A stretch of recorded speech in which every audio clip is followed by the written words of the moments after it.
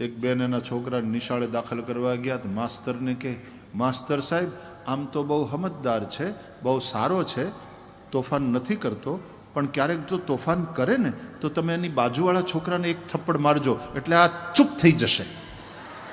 વાહ, તારે છગન મગન હોનાના ને બીજા બધાના માટીના.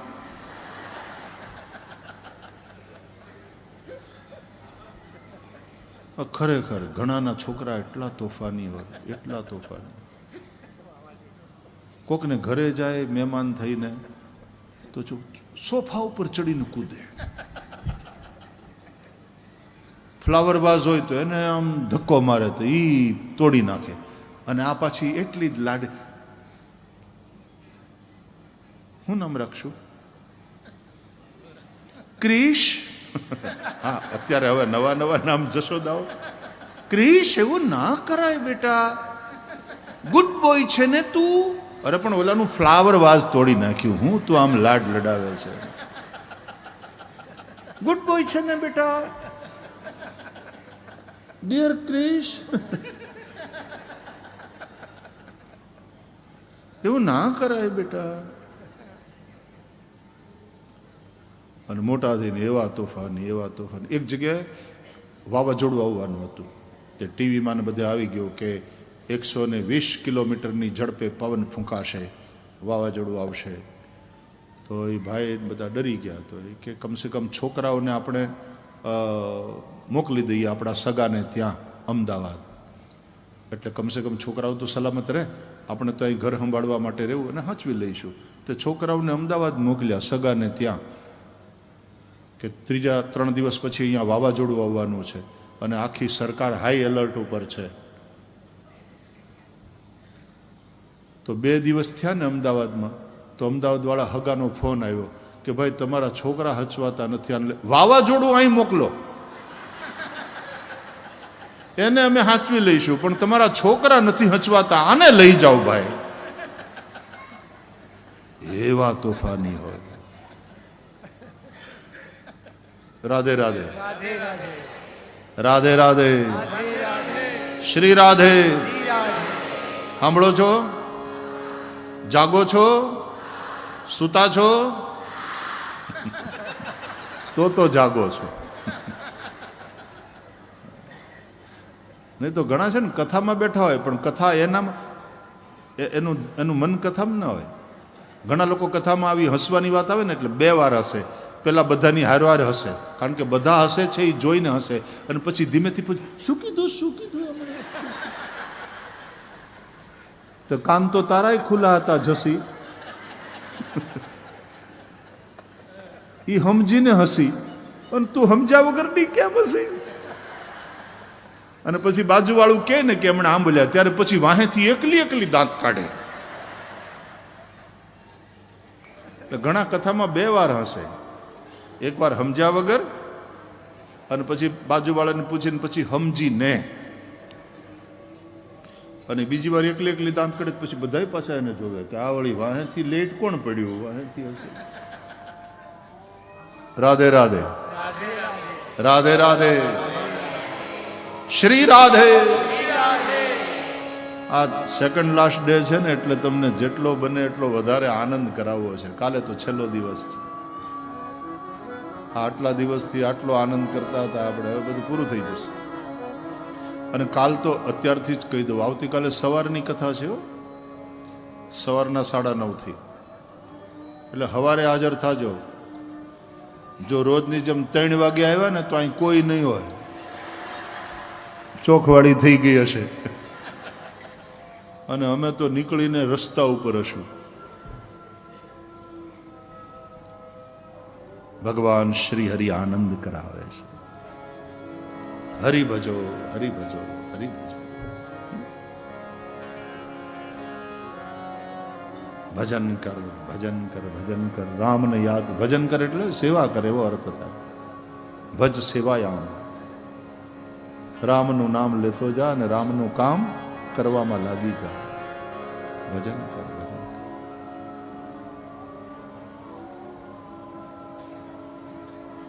જો 4 કોરથી ભજન.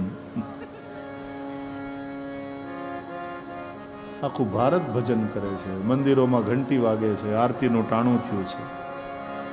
કારણ હરિ ભજન બિના સુખ શાંતિ નહીં.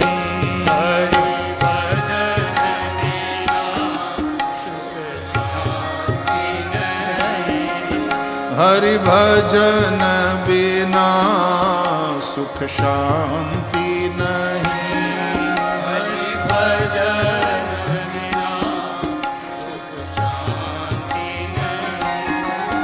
પ્રભુ નામ વિના આનંદ નહીં.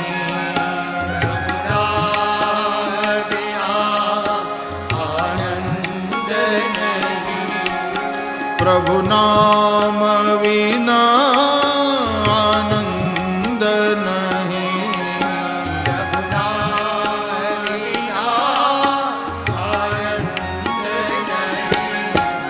હરિ ભજન બિના સુખ શાંતિ નહીં.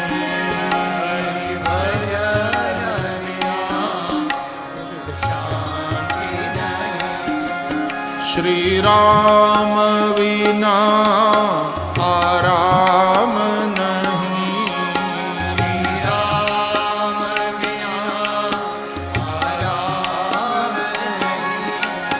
શ્રી રામ વિના વિશ્રામ નહીં.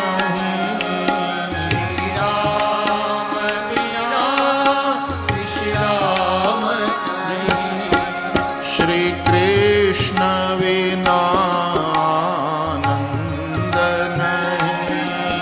શ્રી કૃષ્ણ વિના આનંદ નહીં. હરિ ભજન બિના સુખ શાંતિ નહીં. હરિ ભજન બિના સુખ શાંતિ નહીં. પ્રભુ નામ વિના આનંદ નહીં. પ્રભુ નામ વિના આનંદ નહીં. હરિ ભજન બિના સુખ શાંતિ નહીં. હરિ ભજન બિના સુખ શાંતિ નહીં. સીતારામ રામ રામ સીતારામ રામ રામ. સીતારામ રામ રામ સીતારામ રામ. રાધે શ્યામ શ્યામ શ્યામ રાધે શ્યામ શ્યામ શ્યામ.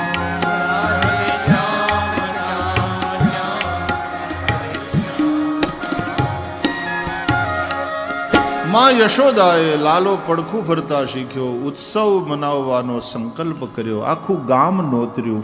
બધાને ગામ ધુમાડા બંધ, અહીંયા જ જમવાનું છે, બધા અહીંયા પ્રસાદ લેવાનો. સુતમાગત બંદીજનો આવ્યા, સ્તુતિપાઠ કરવા લાગ્યા, વાજિંત્રોવાળા આવ્યા, નોબત અને શરણાઈ મંગલ વાદ્ય, બ્રાહ્મણો આવ્યા, વેદઘોષ કરવા લાગ્યા. લાલાના ઉપર અભિષેક કરવામાં આવ્યો. એ પછી લાલાનો શૃંગાર કર્યો. બ્રાહ્મણોની પાસેથી આશીર્વાદ લીધા. બ્રાહ્મણો આશીર્વાદ દઈ દક્ષિણાથી પ્રસન્ન થઈ અને ગયા. યશોદા મૈયાએ લાલાને સ્તનપાન કરાવ્યું. પછી ઊંઘ આવવા માંડી તો લાલાને ઉઠાવી અને અહીંયા તો ઉત્સવની ધમાલ ચાલતી હતી ઘરમાં, એટલે બહાર નીકળ્યા માં જશોદા. બળદગાડું પડ્યું હતું ફળિયામાં, એમાં માટીના માટલામાં દધી રસ ભર્યા હતા, દૂધ ને દહીં ને માખણ ને ઘી ઇત્યાદિ. એની નીચે વસ્ત્રથી જોડી બાંધી લાલજીને એમાં સુવાડ્યા. ગોવાળોના છોકરાઓ તો આ રીતે જ મોટા થાય ને, એની નીચે સુવાડ્યા. અમદાવાદમાં તો મેં જે દ્રશ્ય જોયું છે, બોલા શ્રમિકો ગાડી ખેંચતા હોય અને પતિ પત્ની બે ખેંચે સામાન ભરીને, અને એક જગ્યાએથી એ સામાન બીજી જગ્યાએ પહોંચાડે, ત્યાં ખાલી કરે ગાડી, એને મજૂરી મળે. એટલે એ જે કંઈ 400 રૂપિયા 500 રૂપિયા મજૂરી હોય એ હાથમાં લઈ અને પછી સામેવાળો ઘણીવાર એના પરસેવાની તે કિંમત કરે કે હવે આટલા બધા કાંઈ હોતા હશે, આ 300 રાખ.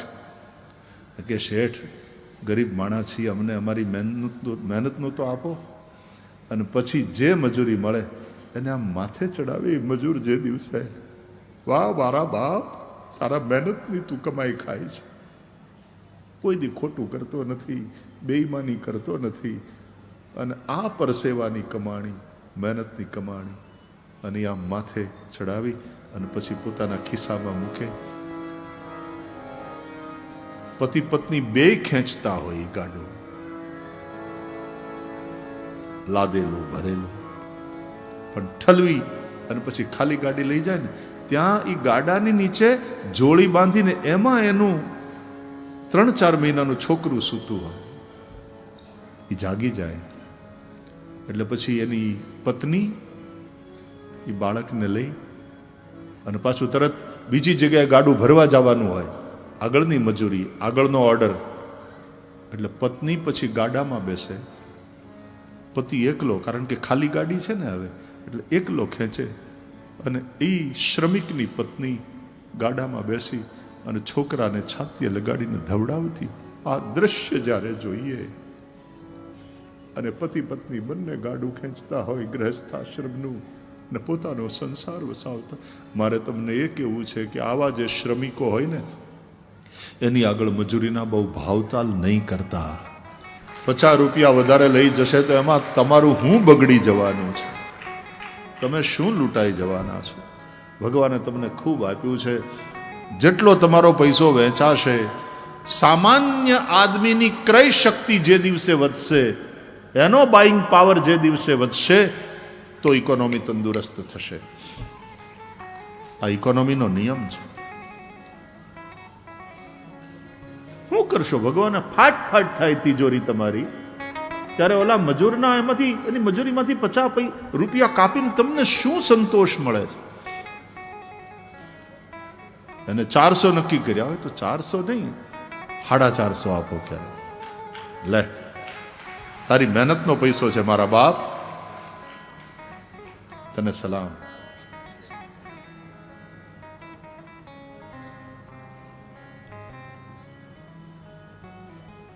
એટલે આ પશુપાલકો છે, એના છોકરા તો આ રીતે જ ઉછરીને મોટા થાય. બળદગાડાની નીચે જોડી બાંધી એમાં બાલકૃષ્ણને, લાલજીને પધરાવ્યા. સો ગए लाला, मैया चली गई घर में, उत्सव हो रहा है. હજી આખા ગામને જમાડવાનું છે. લાલજી સો ગए. અને એ સમયે કંસનો મોકલેલો શકટાસુર આવ્યો. એણે આ શકટમાં પ્રવેશ કર્યો. લાલજી જાગ ગયે, રોને લગે. એ રુદનનો અવાજ કોઈએ સાંભળ્યો નહીં આ ઉત્સવની ધમાલમાં.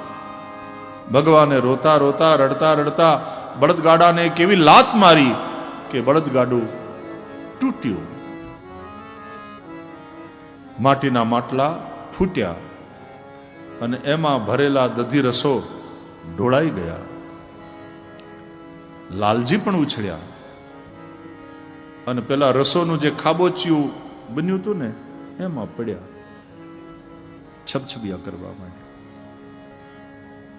ભગવાને શકટાસુરનો ઉદ્ધાર કર્યો. આ શકટાસુરના ઉદ્ધારની કથાનો અર્થ આચાર્યોએ સમજાવ્યો કે આ ગાડી કઈ ગાડી? ગૃહસ્થાશ્રમની ગાડી. એના બે પૈડા, ક્યાં? પતિ ને પત્ની, બે પૈડા એક હરખા હોવા જોઈએ ગાડીના, તો ગાડું સીધું ચાલે. એક ટ્રેક્ટરનું હોય ને બીજું સ્કૂટરનું હોય તો ઘુમરે ચડે, સીધી દિશામાં આગળ ન વધે. એટલે પતિ ને પત્ની both are equal. Man and women both are equal. There should be no gender discrimination. એ આપણા ધર્મની શિક્ષા છે. યુરોપમાં કોઈક સમયે સ્ત્રીઓનો મત અડધો ગણાતો હતો, બોલો. અને આપણે ત્યાં તો રાધા કૃષ્ણ કહીએ પહેલા આપણે રાધાનું નામ બોલીએ, પછી કૃષ્ણ. સીતારામ કહીએ, રામ સીતા એમ બહુ મજા નહીં આવે. સીતારામ, પેલા સીતા. લક્ષ્મી નારાયણ, ભવાની શંકર, શંકર ભવાની બોલો જો, જીભને કસરત થશે, એને બદલે ભવાની શંકર.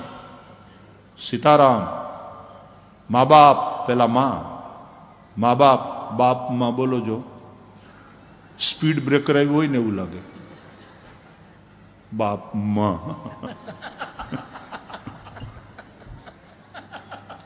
મા બાપ, રાટ કરતી ગાડી વહી જાય, મા બાપ. ભૂલો ભલે બીજું બધું, મા બાપ ને ભૂલશો નહીં, ભૂલો ભલે બીજું બધું, બાપ માને ભૂલશો. મા બાપ, રાધા કૃષ્ણ, સીતારામ, ભવાની શંકર. આપણે માતૃશક્તિને આગળ રાખી છે. તો જેન્ડર ડિસ્ક્રિમિનેશન હિન્દુ સંસ્કૃતિમાં નથી. એટલે બે પૈડા સરખા હોવા જોઈએ. ગૃહસ્થાશ્રમની ગાડી, પતિ અને પત્ની. અને આ ગાડું છે ને એમને પડ્યું હતું, એને બળદ નહોતા જોડ્યા. આ બળદ વૃષભ એટલે ધર્મ. આપણે ત્યાં વૃષભને આપણે ધર્મનું પ્રતીક ગણીએ છીએ. વૃષભ, નંદી એ ધર્મનું પ્રતીક. ભોળાનાથ એની ઉપર બેસીને આવે, નંદી એનું વાહન છે. શિવ એના ઉપર સવારી કરે. એનો મતલબ સમજો છો? શિવ એટલે કલ્યાણ. કલ્યાણ જ્યારે પણ તમારા જીવનમાં આવશે ત્યારે ધર્મ ઉપર સવાર થઈને આવશે. કલ્યાણ ઈચ્છતા હોય તો ધર્માચરણ કરો, ધર્માચરણ કરો. ભગવાન વિષ્ણુ ગરુડ ઉપર સવારી કરે. ગરુડ એ વેદ છે. વેદ ઉપર ગરુડ જ્યારે આમ ઉડે ને એટલે એની પાંખોમાંથી વેદના મંત્રો પ્રગટ થાય એવું શાસ્ત્રોમાં વર્ણન છે. વેદ ઉપર આરૂઢ થઈને ભગવાન શ્રી હરિ તમારા જીવનમાં પધારે. અને બ્રહ્મા હંસ ઉપર બેસે છે. બ્રહ્મા બુદ્ધિના દેવ છે અને હંસની પાસે નિર્ક્ષીર વિવેક છે. એ હંસ ઉપર બેઠેલા બ્રહ્મા એટલે વિવેકના ઉપર સવાર બુદ્ધિ, વિવેકાધિષ્ઠિત બુદ્ધિ. ખાલી બુદ્ધિવાળા બનશો એનાથી તમારું કલ્યાણ નહીં થાય. એ બુદ્ધિ વિવેકાધિષ્ઠિત હશે તો તમારું કલ્યાણ થશે. અને બુદ્ધિ વિવેકાધિષ્ઠિત ત્યારે થશે જો કથા સાંભળશો, સત્સંગમાં આવશો.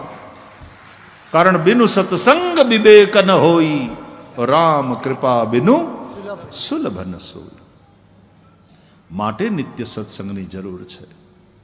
સદા સેવ્યા શ્રીમદ ભાગવતી કથા કરહી સદા સત્સંગ. રોજ જમો છો 3 ટાણા તો પછી એક ઘડી આધી મેં પુનિયાદ. તુલસી સંગત સાધુ કી. રોજ સત્સંગ કરો થોડી વાર. પણ લોકોને જેને બાના જ કાઢવા એ શું કે, અરે એક ઘડી આધી ઘડી ટાઈમ, કે મરવાનો ટાઈમ નથી એવું કે. તો જમદૂત લેવા આવે ત્યારે કહેજે કે રાઈટ નાઉ આઈ એમ બિઝી, તમે 6 મહિના ખમીને આવો. મોત રાહ જોવે છે.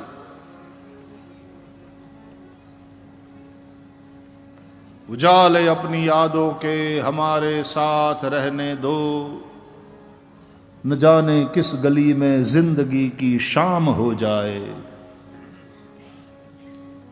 હરિસ્મરણનો પ્રકાશ સદૈવ આપણા જીવનમાં રહેવો જોઈએ. ખોટા બાના. એક જણાને અપરાધી, એનો અપરાધ સાબિત થયો, કોર્ટમાં કેસ ચાલ્યો અને ન્યાયાધીશે એને મૃત્યુદંડની સજા કરી. તે પછી મૃત્યુદંડનો દિવસ જ્યારે નક્કી થયો ને, તે ફાંસીનો ફંદો નાખતા પહેલા એ દિવસે એને પૂછવામાં આવ્યું, તારી છેલ્લી ઈચ્છા? પૂછવામાં આવે ને, તમારી છેલ્લી ઈચ્છા? તો ઓલો કે મારે કેરી ખાવી છે, કેરી લાવી દો. તો જેલર સાહેબ કે અત્યારે તો ઓક્ટોબર ચાલે છે, કેરીની સિઝનમાં કેરી મળે, એના માટે તો વૈશાખ જેઠ આવે ત્યારે મેળ પડે ને. એ તો હવે 6-7 મહિના પછી આવશે. તો ઓલો કે મારે ક્યાં ઉતાવળ છે. કાંઈ વાંધો નહીં, જ્યારે કેરી આવે ત્યારે, પણ કેરી ખાઈને જવું છે. એ ત્યારથી હવે પોલીસ ડિપાર્ટમેન્ટ સમજી ગયા છે, જેલર સાહેબ સમજી ગયા, એટલે ડબ્બા ભરી રાખે છે રસ, ટીન પેક કે રસ ખા, પણ ફંદે તો લટકી જા, મરના તો પડેગા.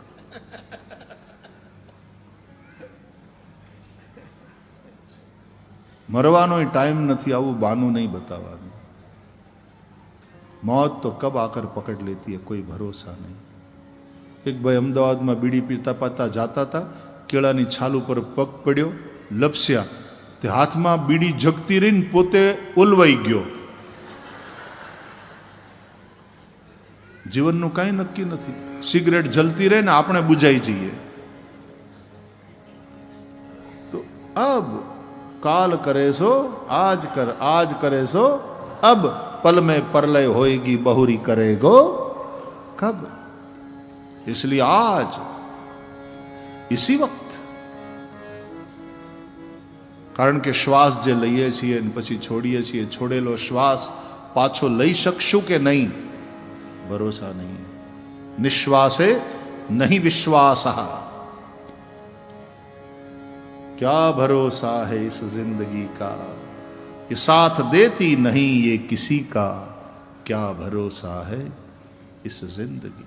प्यारे भाई बहन, તમે બહુ પ્રેમથી ને ભાવથી કથા સાંભળો છો, એટલે તમારી સાથે આ બધી વાતો વહેંચવાનું મન થયા કરે છે.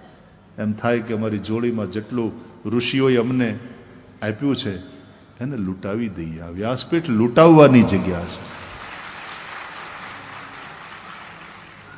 આ વિચારોનું વાવેતર છે. કોનું ખેતર છે આપણે, ક્યાં ભાઈ? હે, ઇકબાલભાઈ? હા.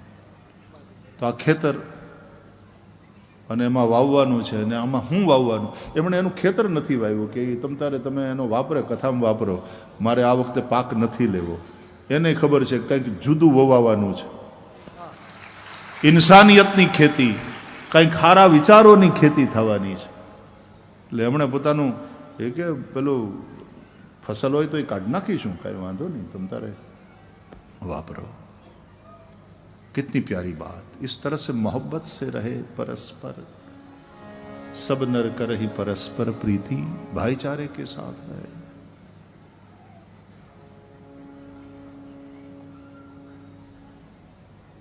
हूँ तो रोजा छोड़ावे गयो छूं, टोपला लई लई फ्रूटना. આ શું કામ પણ હું, આ હું ગાંડ પણ હું આદર્યું છે આપણે.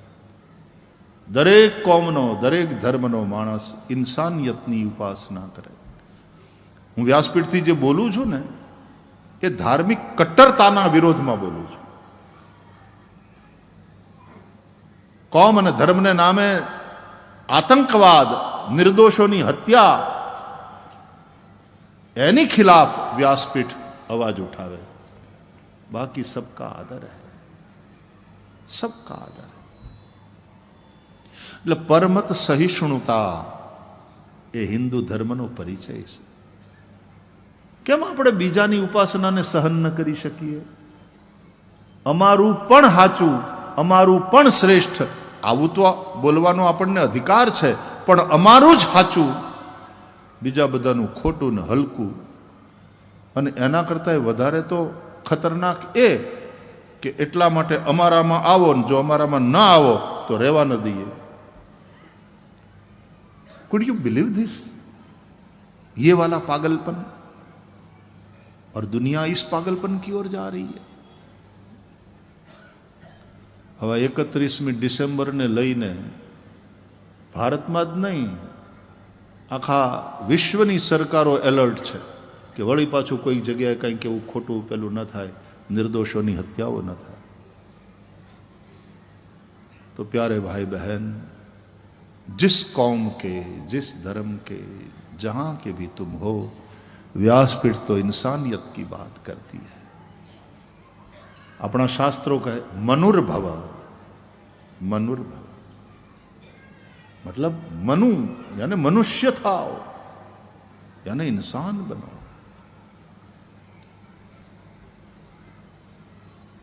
કહે છે શેખ મંદિરમાં નથી ભગવાન દેખાતો, અને પુરોહિતને મસ્જિદમાં નથી રહેમાન દેખાતો. ખુદાઈ તત્વ આ સંસારમાં દેખાય શી રીતે, જ્યાં માનવીને માનવીમાં નથી ઇન્સાન દેખાતો. જ્યાં માનવીને માનવીમાં નથી ઇન્સાન દેખાતો. ખૂબ ગૌરવ સાથે હિન્દુ વિચારધારાને ચુસ્ત રીતે વળગી રહીએ, પણ કટ્ટરતા ખરાબ વસ્તુ. એટલા માટે ચુસ્ત હિન્દુ છું એવું કહેજો. કટ્ટરતાનો સંબંધ કઠોરતા સાથે છે, અને ધર્મનો સંબંધ કઠોરતા સાથે નહીં, દયા સાથે છે. દયા ધર્મ કા મૂલ હૈ, પાપ મૂલ અભિમાન. તુલસી દયા ન છાડીએ, જબ લગ ઘટ. તુલસી ખોટા ને આપણે ડાયા. આ ઋષિઓ બધા ખોટા, આ શાસ્ત્રો ખોટા, અને આપણે ડાયા, આપણે બુદ્ધિમાન. આમાં લખ્યું એ ખોટું. અમે માનીએ એ ધર્મ, એમાંથી બહાર આવો. જે ધર્મ છે એને માનો,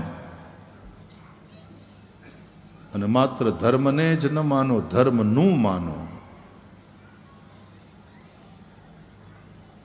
ઋષિઓનું માનો.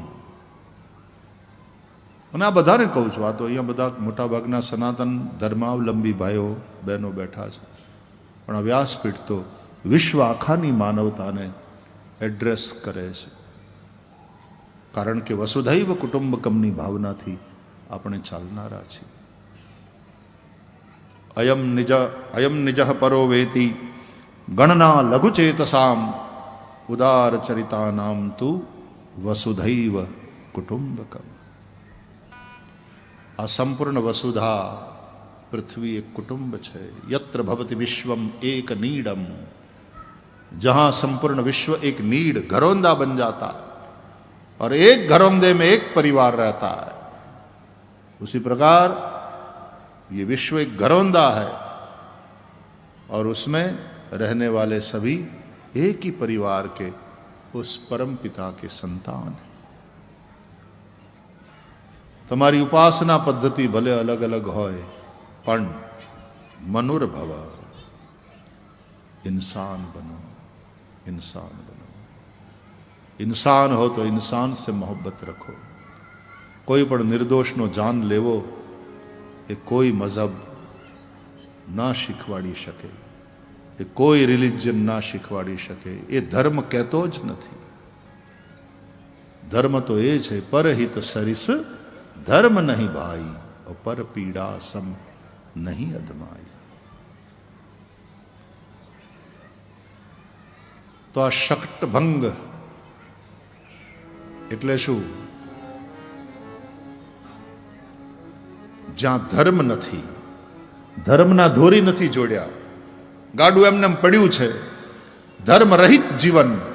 જે ગાડામાં ઉપર માટીના માટલામાં રસો ભરેલા છે, એટલે ભોગ પદાર્થો છે. ઇટ ડ્રિંક એન્ડ બી મેરી, ખાઓ પીઓ ને મજા કરો. આવી રીતની જે જીવન શૈલી છે એનું નામ શક્તાસુર. આ આસુરી વૃત્તિ છે. કોકને મૂંડી નાખો પણ મૂડી મેળવો. પૈસા માટે થઈને માણસ ગમે એવા કામ કરવા માંડે. આ જે ભૌતિકવાદ છે, મટીરિયાલિસ્ટિક લાઈફ, એ શક્તાસુર છે. અને જ્યાં સુધી પૂતના નહીં મરે ત્યાં સુધી શક્તાસુર નહીં મરે. મતલબ જ્યાં સુધી તમારી અવિદ્યા ખતમ નહીં થાય ત્યાં સુધી આ મટીરિયાલિસ્ટિક લાઈફ એ સમાપ્ત નહીં થાય. એટલે આ દરેક લીલાઓ છે ને ભગવાનની, એના અર્થો છે, એના સંદેશ છે. આ ખાલી સ્ટોરીઝ નથી. ભગવાને શકટભંગ કર્યો, શક્તાસુરનો ઉદ્ધાર કર્યો. એ પછી ભગવાને તૃણાવર્તનો ઉદ્ધાર કર્યો. એ વંટોળિયાનું રૂપ લઈને આવેલો. એવો વંટોળિયો, એવી આંધી, એવી ધૂળ ઉડી, સૂર્યનારાયણ ઢંકાઈ ગયા ધોળે દિવસે ને અંધારું થયું. વ્યાસજી લખે છે, મુહૂર્તમ અભવત ગોષ્ઠમ રજસા તમસાવૃતમ. એક મુહૂર્તમાં ગોકુલ રજસા તમસાવૃતમ થયું. આમ તો રજ એટલે ધૂળ, તમ એટલે અંધારું. ધોળે દિવસે અંધારું થયું, એવી આંધી. પણ આ જ વ્યાસજીની શૈલીની કમાલ છે. ગોકુલમ, ગો એટલે ઇન્દ્રિયો, એનું કુલ સમૂહ એક મુહૂર્તમાં રજસા એટલે રજો ગુણથી અને તમસા એટલે તમો ગુણથી આવો બીજો અર્થ થાય. એટલે ઇન્દ્રિયો રજોગુણ અને તમો ગુણના પ્રભાવમાં આવી ગઈ. એનાથી શું થાય કે રજોગુણના પ્રભાવમાં આવે ને આપણી ઇન્દ્રિયો એટલે ચંચલતા આવે, અને તમો ગુણના પ્રભાવમાં ફસાઈએ આપણે તો જડતા, નિદ્રા, આળસ આ બધું આવે. જેને સાધના કરવી છે, જેને સાચી રીતે ને સારી રીતે જીવવું છે, એણે રજોગુણ અને તમોગુણના પ્રભાવમાંથી મુક્ત થવું જોઈએ.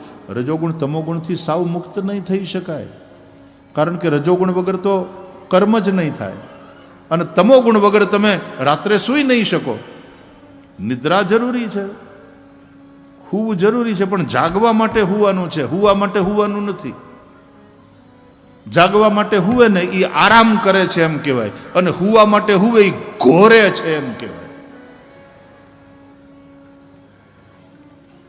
કે હું પીડ્યા પીડ્યા ઘોરે છે, 20 કલાક થઈ ગયા,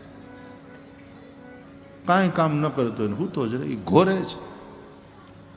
તો જાગવા માટે સુવાનું છે.